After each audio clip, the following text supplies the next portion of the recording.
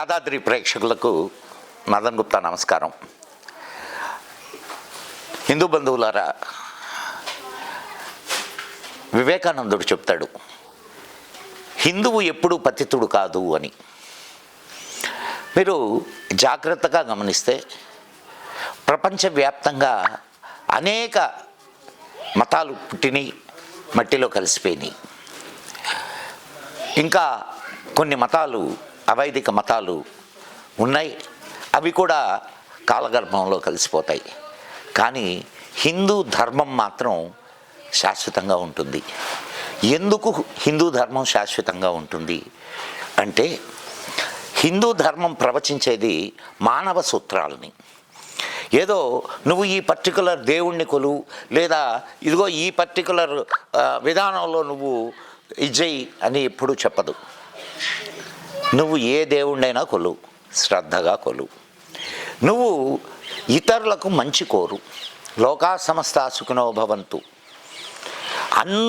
లోకాలన్నీ సుఖంగా ఉండాలని కోరుకునే ధర్మం నా ధర్మం. అటువంటి ధర్మంలో మీరు పుట్టినటువంటి వాళ్ళు, కొంతమంది ఇదే ధర్మంలో పుట్టి ఈ ధర్మాన్ని వ్యతిరేకించే వాళ్ళు ఉంటారు, ఈ ధర్మాన్ని కించపరిచే వాళ్ళు ఉంటారు, ఈ ధర్మాన్ని విమర్శించే వాళ్ళు ఉంటారు. కానీ నేను చాలామందిని అటువంటి వాళ్ళని గమనించాను. వాళ్ళ చివరి దశల్లో వాళ్ళు మళ్ళా ధర్మం వైపు నడుస్తూ తమ జీవనాన్ని ముందుకు నడిపించినటువంటి వాళ్ళు అతి గొప్పవాళ్ళు, చాలా పెద్ద పెద్ద వాళ్ళు. నేను వాళ్ళని కలిశాను. చివరి రోజుల్లో భగవద్గీతను పట్టుకొని చనిపోయినటువంటి కమ్యూనిస్టులను చూశాను. దేవుడే లేడన్నటువంటి అనేక మంది వీళ్ళని దేవాలయాల్లో ధ్యానం చేసుకుంటూ కూర్చోవడం చూశాను.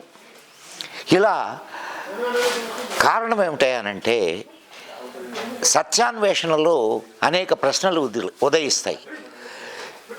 ఆ ప్రశ్నలకు సరైనటువంటి సమాధానం దొరకనప్పుడు మానవుడు వాటిని, ధర్మాన్ని విమర్శించడం మొదలు పెడతాడు.